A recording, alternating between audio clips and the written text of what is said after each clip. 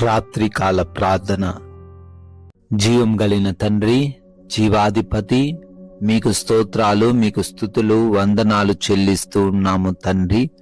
అయా, ఉదయము నుంచి ఈ రాత్రి కాలము, ఈ క్షణము వరకు కూడా మా అందరికీ మీరు తోడై ఉన్నారు నాయన. అవునయ్యా, మనుషుల వలన కాదు, ధనము వలన కాదు, మా జ్ఞానము వలన కాదు నాయన, కేవలం మీ కృపను బట్టే మేము సజీవులంగా ఈ రాత్రిన ఈ విధంగా ఉన్నాము తండ్రి.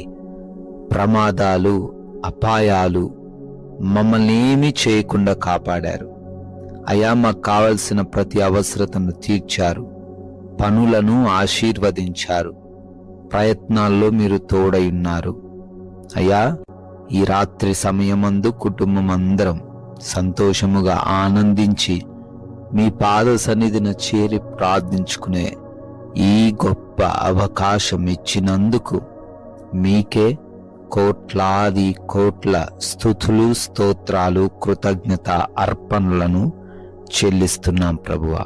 మొర్రపెట్టిన దీనులను, తండ్రి లేని వారిని, సహాయము లేని వారిని నేను విడిపించి తిని అని యోబు గ్రంథం 29వ అధ్యాయము 12వ వచనం ద్వారా నాయన మీ వాక్యము సెలవిస్తున్నట్లుగా, మొర్రపెట్టినట్లయితే, ప్రార్థన చేసినట్లయితే, వారు ఏ ప్రతికూలతల్లో ఉన్నా, ఏ బంధకాల్లో ఉన్నా, ఎటువంటి సహాయము వారికి లేకపోయినా మీరు వారిని విడిపిస్తారు అని, రక్షిస్తారు అని, కాపాడగలరు అని నాయన ఈ రాత్రి కాలంలో తెలియపరుస్తున్నారు.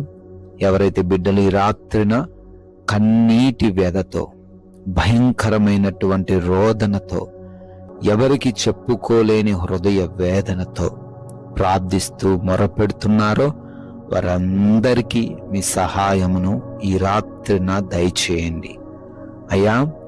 ఈ ప్రార్థన యందు ఎంతమంది బిడ్డలైతే ఏకీభవిస్తూ ఉన్నారో వారందరిని బట్టి పేరు పేరున మీ దైవజనునిగా మొరబెడుతుండగా మీ సహాయము వారందరికీ దయచేయండి నాయన.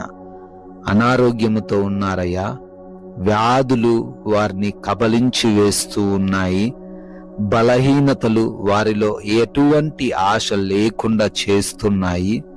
జీవితం అంటేనే తండ్రి నిరాశలో కొనసాగే స్థితిలో వారున్నారు అయ్యా. వారిని మీ చేతికి అప్పగిస్తున్నాము.